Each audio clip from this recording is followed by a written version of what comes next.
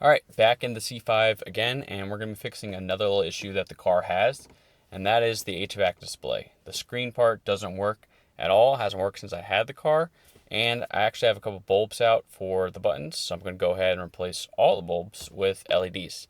So without further ado, let's get after it.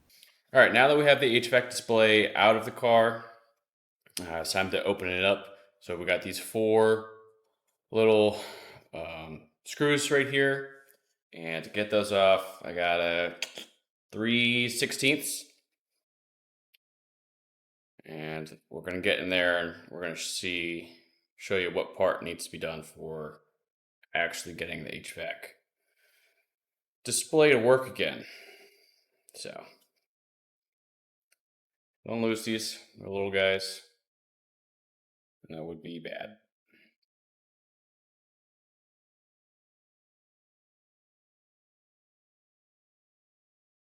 Alrighty, last one. Alright, so with those off, we can open this up. This wire's attached to this back of the circuit board here. And then we have four more of those little screws we're going to take off to get this circuit board out on the back, because that's where we need to get.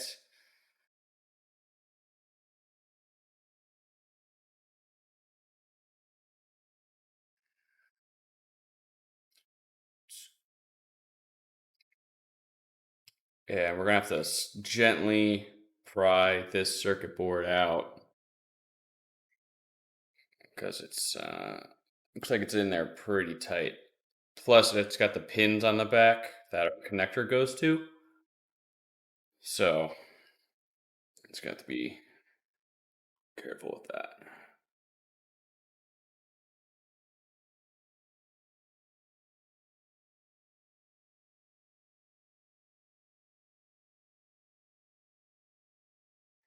Alright, so for getting this out, a slight tug there.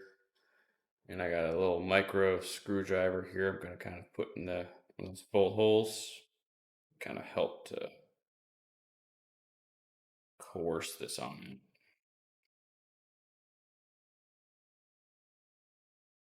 Very gingerly. There we go. All right, so now this board is out, and here's where we need to get for doing the actual HVAC display. So if you could see, there are 8 little points right here that need to get soldered. And so I'm redoing this because I lost all the footage on my SD card. So I've already soldered these. But with the solder that's on these already, it's super, super thin. So when you go to do this, if you heat it up too much, this will move around. So if you don't have something like tweezers or something to hold these in place while you're soldering, they might move around on you. So to fix that and help you not have to heat up the part again and move it back into the proper place, start on one side, get it just warm enough for the solder to melt on one side, and add a dab of solder on there, and then let it cool and get back its rigidity, and then move to the other side. Otherwise, these are prone to be moving around. So just take your time doing with this on each side, and then once it's all kind of done, you'll see the solder that was on there was super minimal. So just a small amount is good to add back on there and get these working in. And once you're done with this, all these 8, I recommend doing both sides. You're good to go. The display part will actually work again in your car, and you won't have to play that guessing game anymore. Now, I need to do also, I have a couple lights out on my display here. A few of them don't work anymore, so I'm going to go ahead and get those done as well. So if you just need a display part done, that's how you do it. If you're actually going to change out some of these lights as well, we're going to dive into that now. All right, so moving on to the actual lights, how we're going to get those done. So those are on the actual front board here. on the main front part of the unit. So just getting that board out as well. I'm going to go back to my little handy screwdriver, and there's a bunch of little wires. So just going to feed them through the board here. Just careful, because I don't want to have to fix those connections. That would suck.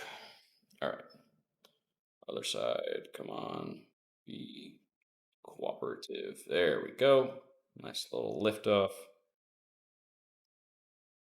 Just feed this side through. All right. So now we got this front board loose. Hopefully you be able to see it, kind of tilt it. Yeah, it's kind of hard because it's connected. But if you can see, here are all the bulbs, and they're indicated on the board by obviously a bulb being there, but they're little circles on the board itself. So if you put your thumb on it, finger on it, and you flip it over, you're looking for, there's all these two little points for what holds the bulbs in. So I'm replacing these with, I got LEDs. The originals are, you can find them, but I found this pack of dimmable LEDs on Amazon. I'll put the link in there. Otherwise, look up a 3mm white LED dimmable, and they're on there. I got a pack 50. It was pretty cheap. So I'm going to go through and replace all the standard white bulbs on here with these LEDs. There's ambers as well that are for like your main buttons, like AC, defroster, stuff like that. I'm not going to change those. But with these LEDs, they should hopefully last a long time. I'll probably post an update later in the future and see how they kind of hold up. But hopefully I'm just trying to do the one and done. Don't worry about this ever again. So for now, let me get to it on getting these out, and I'll get back with you.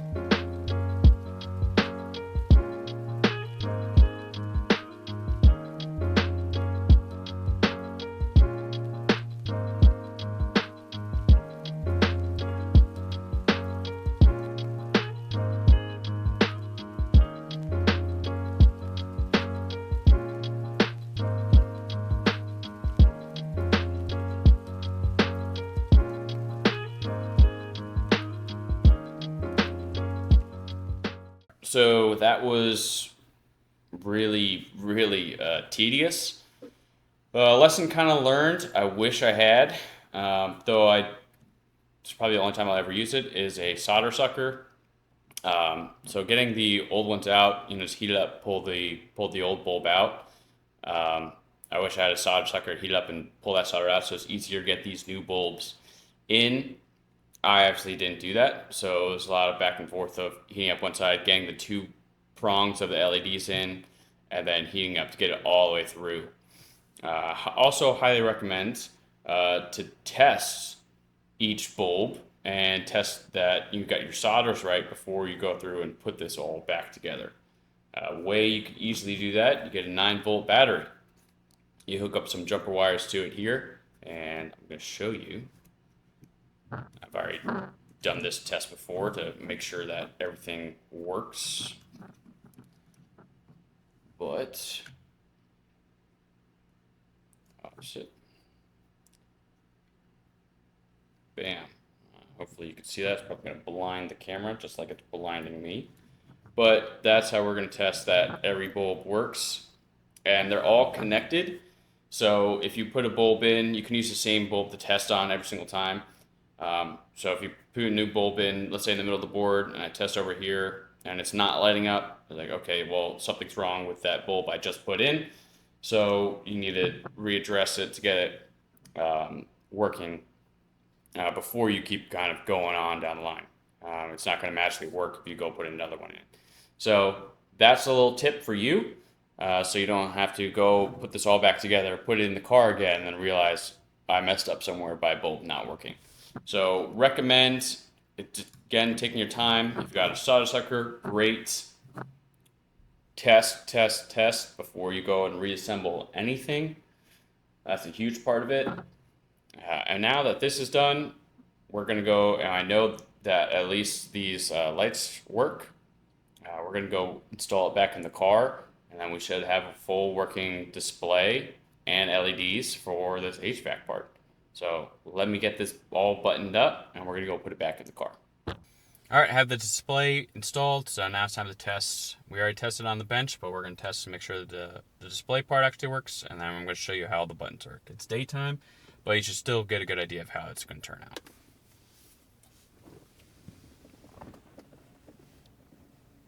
All right, here we go. Magic moment.